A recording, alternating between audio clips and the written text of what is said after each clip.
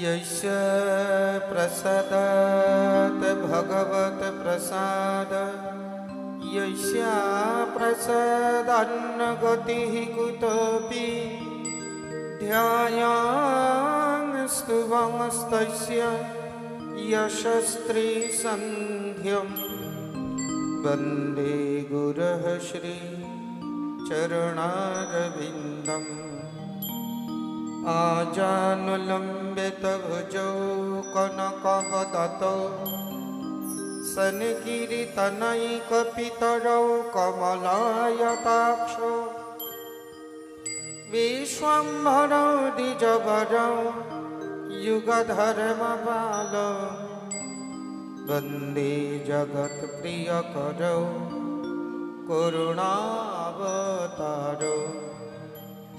नमस्त्रिकालसत्ताय जगन्नाथसुताय च सभृताय सपुत्राय सकलत्राय ते नमः।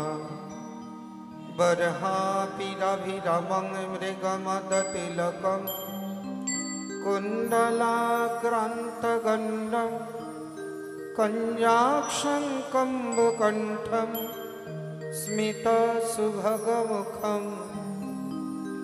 स्वाधरन्यस्तवेणुं श्यामं शान्तं त्रिभङ्गं रविकरवसनं भूषितं वैजयन्तं वन्दे वृन्दावनस्थं युवतिशतवृतं ब्रह्मगोपालवेषम् तप्त कंचन गौरांगी राधे वृंदावनेश्वरी वृषभानुसुते देवी प्रणमामि हरिप्रिये। वंशाकल्पतरुभ्यश्च कृपा सिन्धुभ्य एव च पतितानां पावनेभ्यो वैष्णवेभ्यो नमो नमः। वृन्दावै तुलसीदेव्यै प्रियावै केशवस्य च कृष्णभक्तिप्रददेवी सत्यवत्यै नमो नमः। नारायणं नमस्कृत्य नरं चैव नरोत्तमम् देवीं सरस्वतीं व्यासं तत जयमुदीरयेत्। नमो धर्माय महते नमः कृष्णाय वेधसे ब्राह्मणेभ्यो नमस्कृतं धर्मर्वक्षे सनातनं हरिभक्तिपरजे च हरिनामपरायणः दुर्वृत्ता वा सुवृत्ता वा तेषां नित्यं नमो नमः। यं प्रव्रजन्तमनुपेतमपेतकृत्यं द्वैपायनो विरह कातरं आजुहावं पुत्रेति तन्मयतया तरवहिनेदुस्तं सर्वभूतहृदयं मुनिमानतोऽस्मि। जय रूप सनातन भट्ट रघुनाथ श्रीजीव गोपाल भट्ट दास रघुनाथ। इच्छाए गोसाई करी चरण वंदन जहाँ हईते विघ्न नाश अभीष्ट पूरण। दुर्गमे पथि विन्ध्यस्य स्खलत्पादगतिर्मः सकृपयष्टिदानेन सन्तबलं पदम्।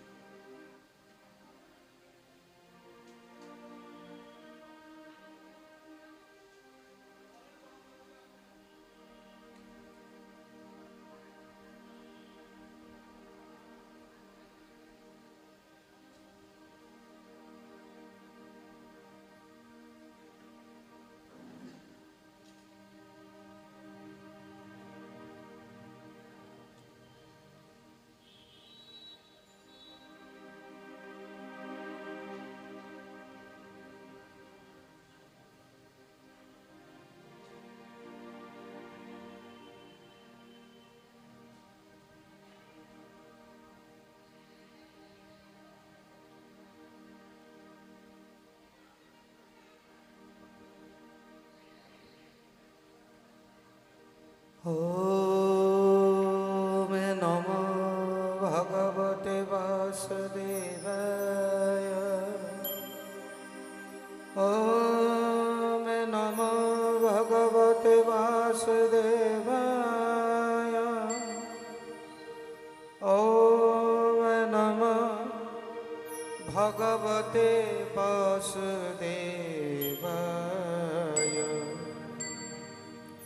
श्रीशुकवाच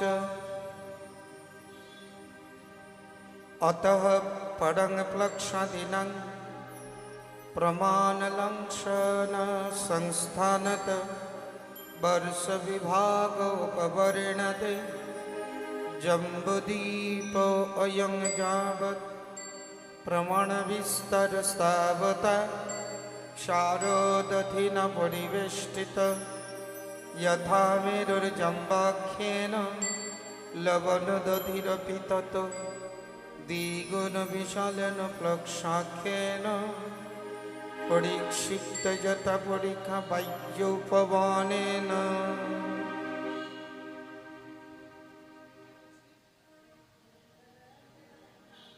अपार करुणाघन सिंधु सर्वावतार सार शिरोमणि प्रेम पुरुषोत्तम राधा कृष्ण मिलित तनु संकीर्तनेर पिता जुगधर्म प्रवर्तक श्री श्री गौरांग महाप्रभु रहित की कृपा क्रमे आज श्री श्री राधा गोविंद मंदिर प्रांगणे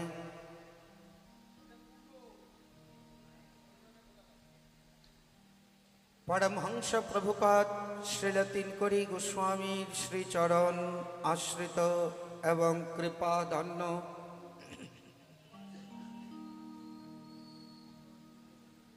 नित्यलीलाय प्रविष्ट महंत श्री मुरारी मोहन दास बाबाजी महाराजेर चतुर्थ विरह उत्सव समाराधना तिथि उपलक्षे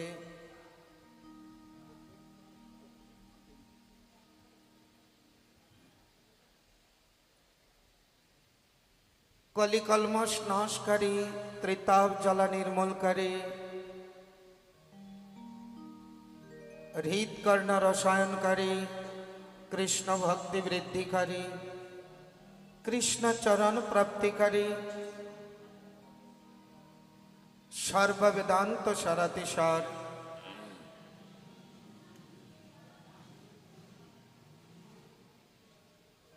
श्रील कृष्ण द्वैपायन वेदव्यास विरचित परमहंस चक्रचूड़ामणि श्रील सुखदेव गोस्वामी प्रवचित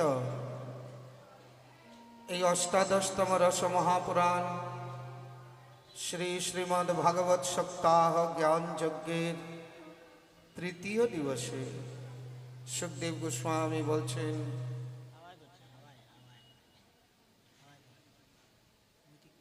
हे परीक्षित महाराज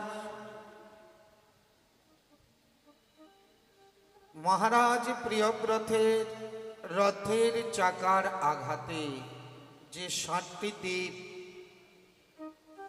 7টি সাগর সৃষ্টি হয়েছে এবং ভূগোল খগোল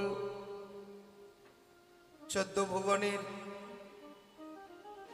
চতুর্দশ লোকের বর্ণনা করছেন। তো এই পৃথিবীর মধ্যে 7টি দ্বীপ 7টি সাগর কিভাবে অবস্থান করছেন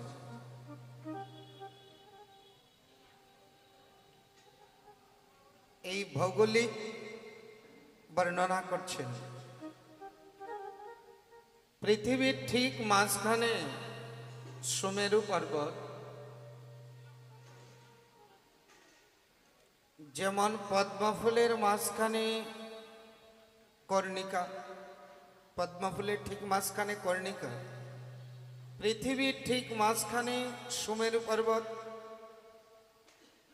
তার চতুর্দিকে জম্বুদ্বীপ। এই জম্বুদ্বীপের পরিমাণ 1,00,000 যোজন।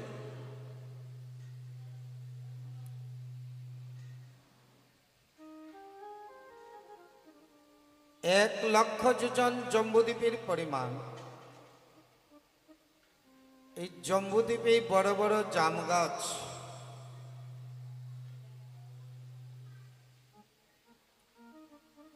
জম্বুদ্বীপে বড় বড় জাম গাছ আছে। এক একটি জাম বিশাল আকার।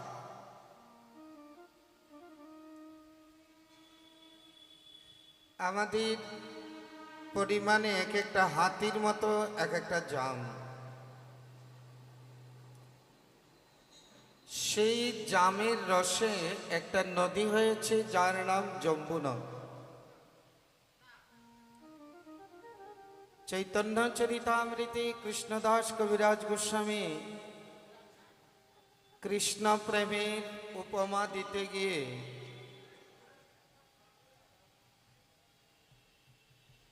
উনি বলছেন, অপ্রাকৃত কৃষ্ণ প্রেম যেন জম্বু নদ হ্যাঁ। এই জম্বু নদীতে বিশুদ্ধ সোনা ফলে।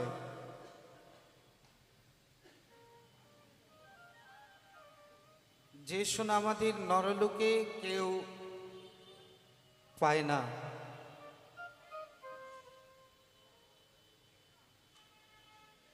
এটা আমাদের নরলোকে আসে না, এই বিশুদ্ধ সোনা।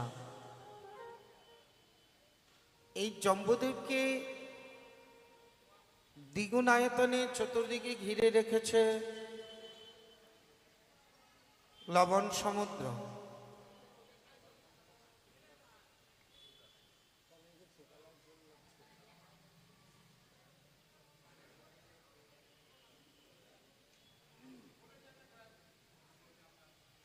জম্বুদ্বীপকে দ্বিগুণ আয়তনে ঘিরে রেখেছে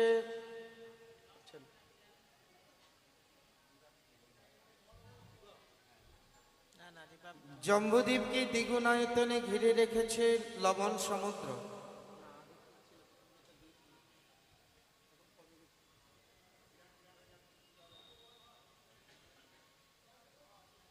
একটা দ্বীপ, একটা সাগর। জম্বুদ্বীপ, তারপরে লবণ সমুদ্র। এইভাবে লবণ সমুদ্রকে ঘিরে রেখেছে প্লক্ষদ্বীপ। প্লক্ষদ্বীপকে ঘিরে রেখেছে ইক্ষুরস সাগর। ইক্ষুরস সাগরকে ঘিরে রেখেছে শালমলী দ্বীপ। শালমলী দ্বীপকে ঘিরে রেখেছে সুরা সমুদ্র। সুরা সমুদ্রকে ঘিরে রেখেছে কুশদ্বীপ। কুশদ্বীপকে ঘিরে রেখেছে ঘৃত সমুদ্র। ঘৃত সমুদ্রকে ঘিরে রেখেছে ক্রঞ্চদ্বীপ। ক্রঞ্চদ্বীপকে ঘিরে রেখেছে দুগ্ধ সমুদ্র। দুগ্ধ সমুদ্রকে ঘিরে রেখেছে শাকদ্বীপ। শাকদ্বীপকে ঘিরে রেখেছে দধি সমুদ্র। দধি সমুদ্রকে ঘিরে রেখেছে পুষ্কর দ্বীপ। আর পুষ্কর দ্বীপকে ঘিরে রেখেছে মিষ্টি জল বা শুদ্ধ জলের সাগর। একটা দ্বীপ, একটা সাগর, একটা দ্বীপ, একটা সাগর, এইভাবে। এখন প্রশ্ন জাগে, সুরা সমুদ্র, ঘৃত সমুদ্র, দুগ্ধ সমুদ্র, দধি সমুদ্র, এগুলা কি আছে নাকি কপোল কল্পনা?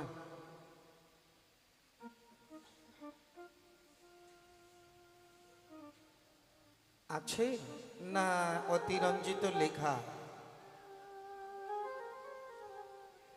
যদি কারো মনে সন্দেহ হয়, তাদের উদ্দেশ্যে বলা হবে,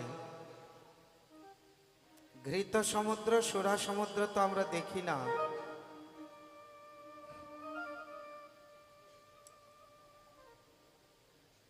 কিন্তু আমাদের পাশে লবণ সমুদ্র তো আমরা দেখতে পাই। এই তো বেশি দূরে নয়, কলকাতা থেকে বেশি দূরে নয় সাগর। তো এই লবণ সমুদ্র তো আমরা পাই। তো লবণ সমুদ্র যদি থাকে তাহলে দধি সমুদ্র দুগ্ধ সমুদ্র থাকবে না কেন?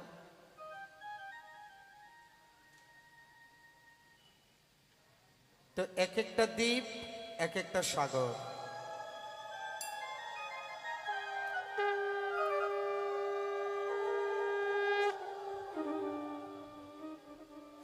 এক একটা দ্বীপের বর্ণনা বড় বিচিত্র।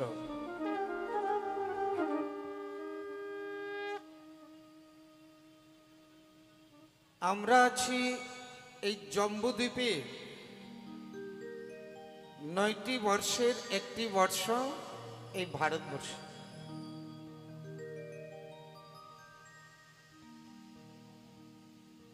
তারপর পৃথক পৃথক গ্রহের স্থিতি, শিশুমার চক্রের বর্ণনা, ঊর্ধ্বলোক এবং অধলোকের বর্ণনা। আমাদের উপরে আছে 6টি লোক, আমরা 7 নম্বর লোকে আছি। নিচে আছে 7টি লোক। উপরে আছে ভূ ভুবঃ স্বঃ মহ জন তপ সত্য, এই 7টি লোক উপরে। নিচে আছে অতল বিতল সুতল তলাতল মহাতল রসাতল ও পাতাল। নিচে সপ্তলোক, উপরে সপ্তলোক, এই 14 ভুবন। এইভাবে শঙ্কর্ষণ দেবীর বর্ণনা স্তুতি।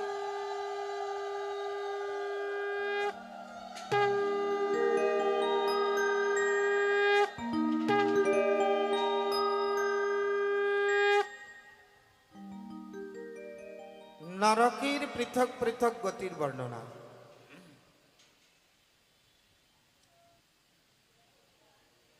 যখন নরকের কথা বলছেন, পরীক্ষিত মহারাজ জিজ্ঞাসা করছেন এই নরক কোথায়?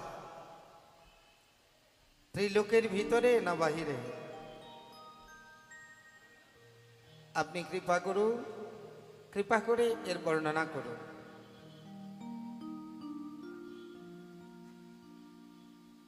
বর্তমানে আমাদের কিছু শিক্ষিত ব্যক্তি, ওনারা বলে কোথায় স্বর্গ কোথায় নরক, এখানেই স্বর্গ এখানেই নরক, বলে না অনেক ব্যক্তিরা। কিন্তু ভাগবত কি বলছেন?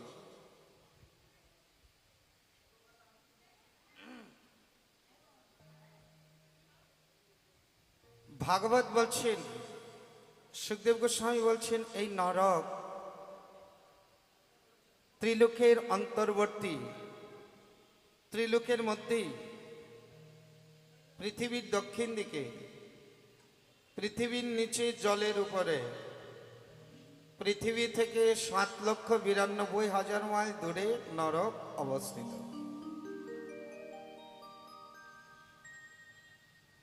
পৃথিবী থেকে 7,92,000 মাইল দূরে এই নরক।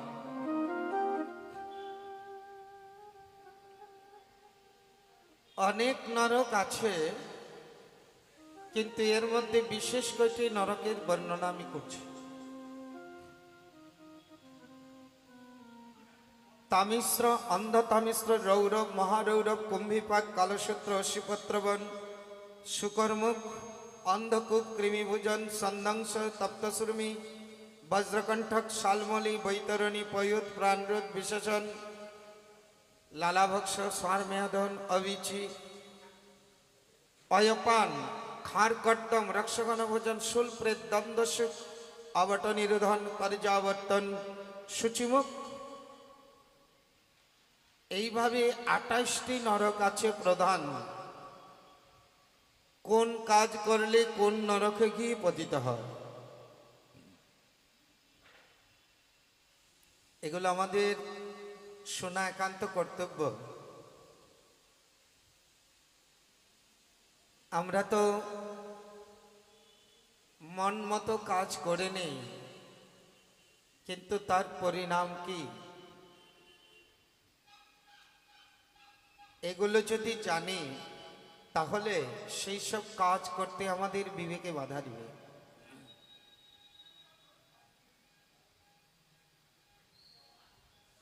আজকাল বর্তমানে লেখাপড়া শিক্ষিত লোকের অভাব নেই, কিন্তু শাস্ত্র অধ্যয়ন করে কয়জন?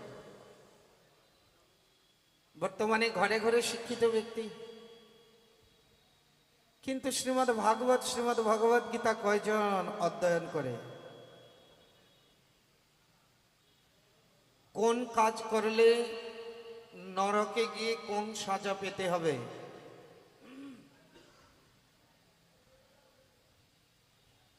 যে ব্যক্তি পরের ধন অথবা সন্তান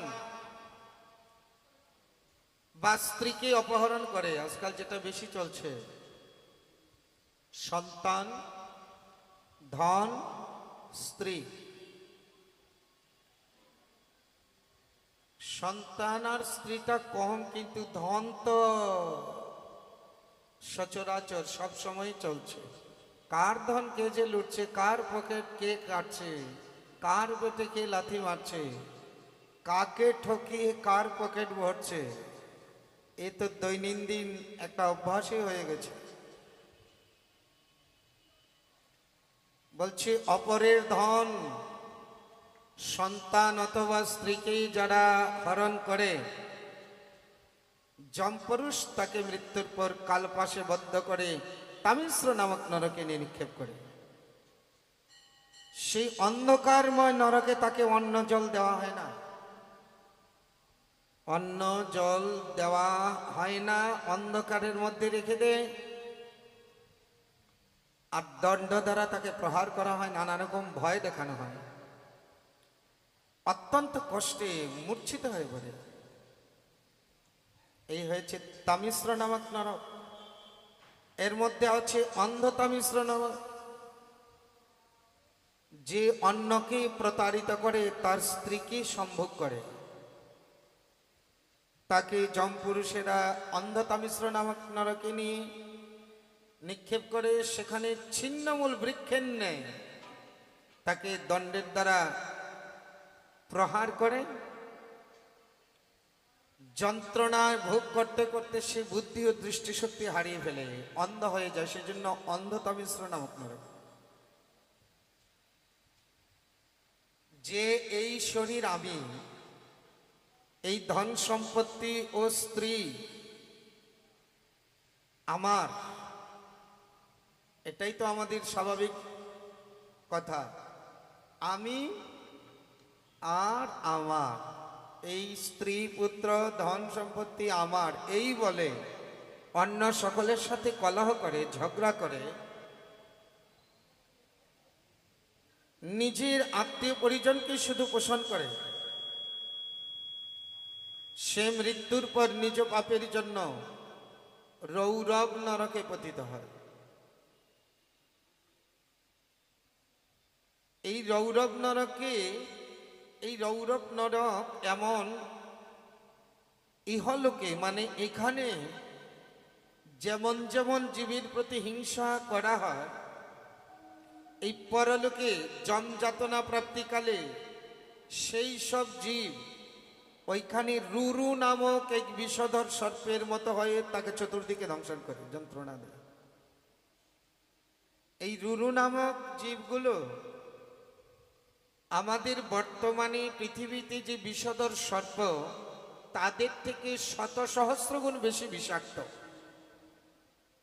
তারা চতুর্দিক থেকে দংশন করে। কাকে হিংসা করবে, কার সাথে ঝগড়া করবে?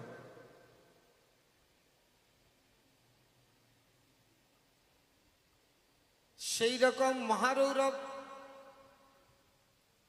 এই মহারৌরব নরকে তারাই পতিত হয় যারা পরদ্রোহ করে, শুধু নিজের দেহে পালন করে। এখানে মাংসলোভী রুরুগণ তার শরীরের মাংস কেটে কেটে খায়। এরপরে লিখছেন, যে ক্রূর স্বভাব ব্যক্তিগণ নিজের দেহ পুষ্টির জন্য সজীব পশু পক্ষীকে বধ করে আর তেলে রন্ধন করে, যেটা সচরাচর হচ্ছে। যেটা সচরাচর চলছে, আপনারা কেউ খারাপ পাবেন না। এখানে যে সংবাদ বলছি আপনাদেরকে জানিয়ে দিচ্ছি, শুনে যদি কেউ এর থেকে বিরতি হয় তবে এই ভাগবত পাঠ শোনা সফল হবে। আর এটার উপর আমরা বিশেষ জোর দেই, যারা সজীব পশু পাখিকে বধ করে নিজের দেহ পুষ্টির জন্য আর রন্ধন করে, তারা ভক্ষণ করে, ভয়ানক যমপুরুষেরা তাদেরকে কুম্ভীপাক নরকে নিয়ে নিক্ষেপ করে আর তপ্ত তৈলে তাদেরকে রন্ধন করে। এখানে যেমন পশু পাখি তেলে ভাজে, ওইখানে যমপুরুষ যমদূতেরা তাদেরকে তেলে ভাজে।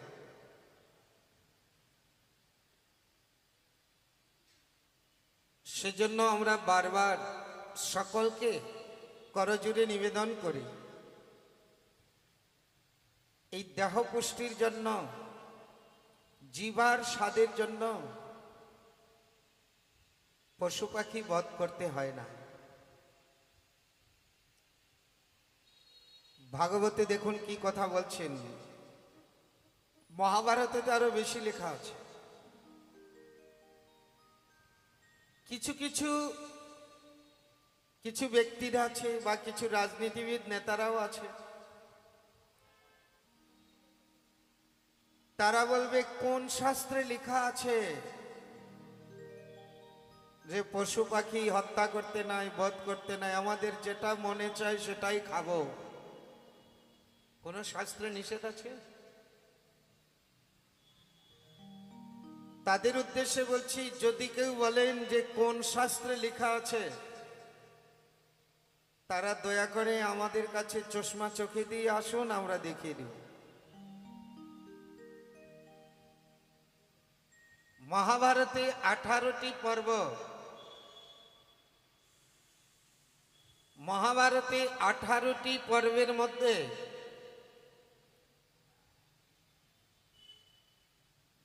যে অনুশাসন পর্ব, এই অনুশাসন পর্বে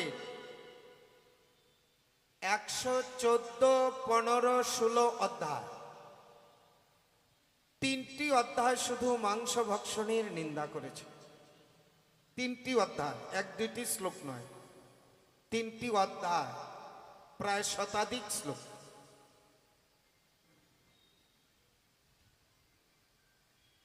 শাস্ত্রে এমনও লেখা আছে যে মাংস ভক্ষণকারীর কখনো সদ্গতি হয় না।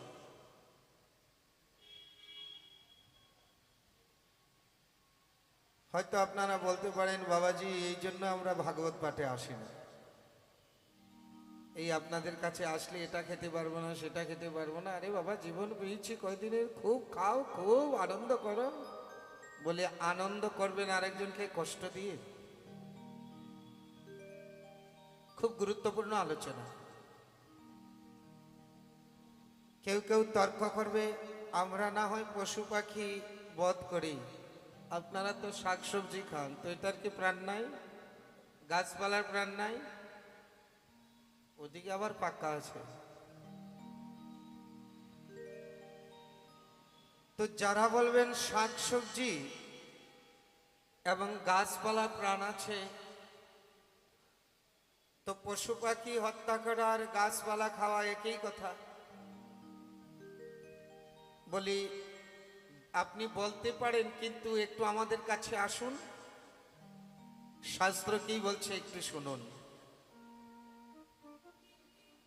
যারা বলবেন পশু পাখিরও প্রাণ আছে, শাকসবজিরও প্রাণ আছে,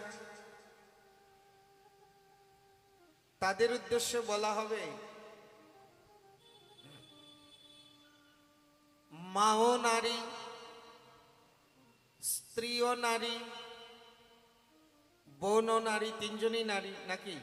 একজন মা, একজন স্ত্রী, একজন বোন, তিনজনই নারী। কিন্তু তিনজনের সাথে কি এক ব্যবহার চলবে? তিনজনের সাথে যদি এক ব্যবহার করা হয় তাহলে সে কি মানুষ? স্ত্রীর সাথে যে ব্যবহার, সেই ব্যবহার তো বোন এবং মায়ের সাথে করা যাবে না। কিন্তু তিনজনই নারী দেহ, মা শ্রদ্ধা, বোন স্নেহশীলা, স্ত্রী ভোগ্যা।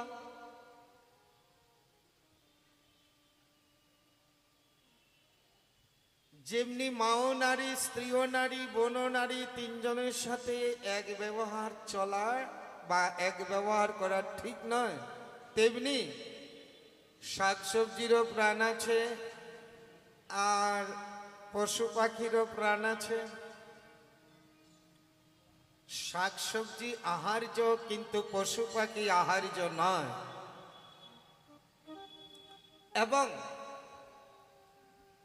একটা পশু পাখিকে বধ করলে তার যে প্রতিক্রিয়া শুরু হয়, কিরকম সে ছটফট করে।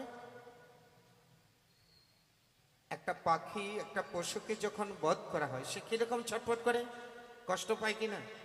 কিন্তু শাকসবজি যখন তাকে আমানি করা হয়, কোনো প্রতিক্রিয়া দেখা যায়?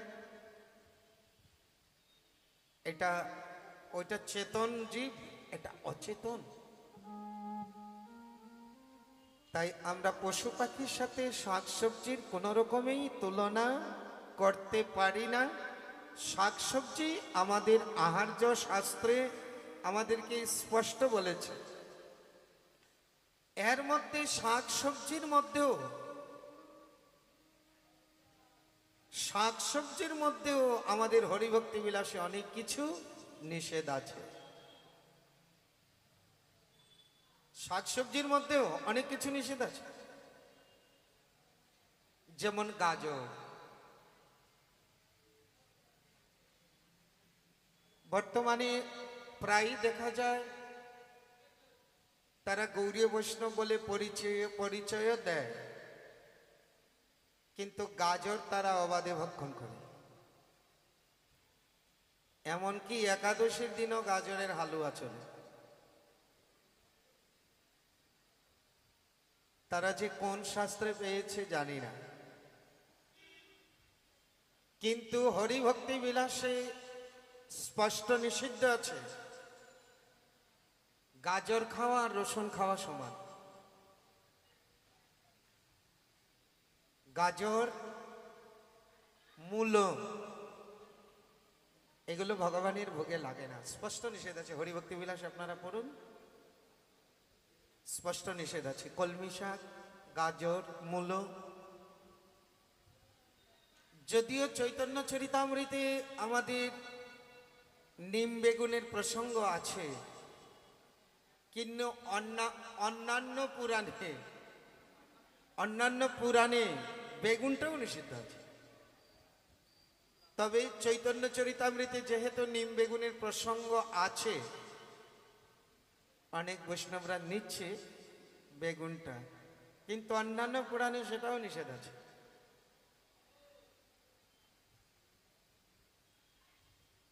কলমি শাক বা পুঁই শাক এগুলো ভোগে লাগে না। আরো কিছু আছে যেগুলো ভোগেই দেওয়াটাই ঠিক নয়।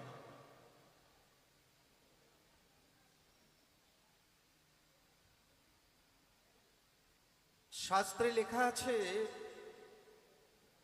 বেগুনের যে বীজগুলো 28 দিন পর্যন্ত পেটে গিয়ে সেগুলো হজম হয় না, আর সেগুলো থাকা অবস্থায় যদি কেউ মৃত্যুবরণ করে তার নিশ্চিত নরকে গমন।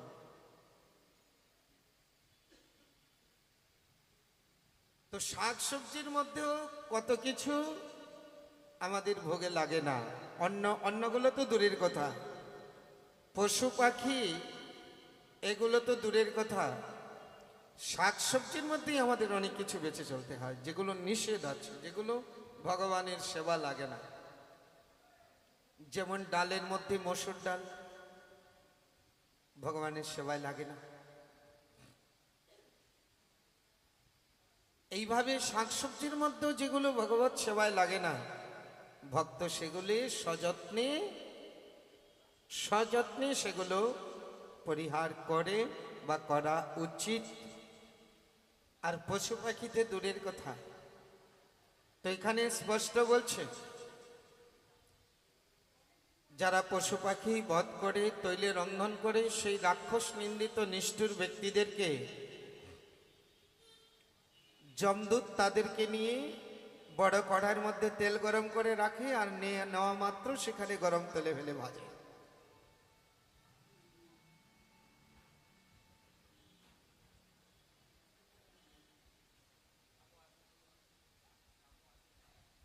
এরপর বলছে, যে পিতামাতা ব্রাহ্মণ এবং বেদের বিরোধিতা করে, যমদূত তাকে কালসূত্র নামক নরকে নিয়ে নিক্ষেপ করে। যারা পিতামাতাকে অপমান করে কষ্ট দেয় তাদেরকে কালসূত্র নামক নরকে নিক্ষেপ করে। সেখানের ভূমি 10,000 যোজন বিস্তৃত। এই নিচের ভূমিটা তাম্রময়, নিচেও গরম উপরেও গরম, না দাঁড়াতে পারে না বসতে পারে না শুতে পারে। এইভাবে এই নরপশুর যত গায়ে রোম আছে তত বৎসর পর্যন্ত সে সেখানে নরক যন্ত্রণা ভোগ। কোন রকম আপদ বিপদ উপস্থিত না হলেও যে ব্যক্তি বেদ পথ বৈদিক পথ ত্যাগ করে পাষণ্ড ধর্মের আশ্রয় গ্রহণ করে তাদেরকে অশ্বপত্রবন নরকে নিয়ে নিক্ষেপ করে। অশ্বপত্রবন নরক গাছের পাতাগুলো অশ্বির মতো ধারালো, সেখানে গিয়ে ছেড়ে দেয় আর দণ্ড দ্বারা প্রহার করে ইতস্তত ছুটাছুটি করে যেদিকে লাগে সেদিকেই অঙ্গ কেটে ছিন্ন ভিন্ন হয়ে যায়। এই হচ্ছে অশ্বপত্রবন নরক। কাদেরকে নেয়? যারা পাষণ্ড ধর্মের আশ্রয় করে। এই পাষণ্ড ধর্ম বর্তমানে আমাদের কলিযুগে পাষণ্ড ধর্মের অভাব নাই। কেউ মনে দুঃখ পাবেন না, কেউ ব্যথা পাবেন না। কলিযুগে যত পাষণ্ড ধর্ম প্রচার হচ্ছে, না আছে বেদের সাথে যোগাযোগ, না আছে এই বেদের সারাতে সারেই তো ভাগবত, আর ভাগবতী কৃষ্ণ ভজনেরই কথা। কিন্তু বড় বড় মঠ মন্দির আছে, না আছে শ্রীকৃষ্ণের মূর্তি বিগ্রহ, না আছে সীতারামের বিগ্রহ, না আছে নারায়ণের বিগ্রহ, না আছে নিতাই গৌড়ের বিগ্রহ, শুধু গুরুদেবী তাদের ভগবান। বড় বড় মঠ আছে, মন্দির আছে, কিন্তু ভগবানের কোনো বিগ্রহ চিত্রপট নাই। এবং তারা বলে শ্রীকৃষ্ণ ভজন করলে গুরু ভক্তি নষ্ট হবে। যদিবা আপনার ঠাকুর ঘরে শ্রীকৃষ্ণের বিগ্রহ বা চিত্রপট থাকে, তারা বলবে শ্রীকৃষ্ণের চিত্রপট বা বিগ্রহ আসন থেকে উঠিয়ে দিন।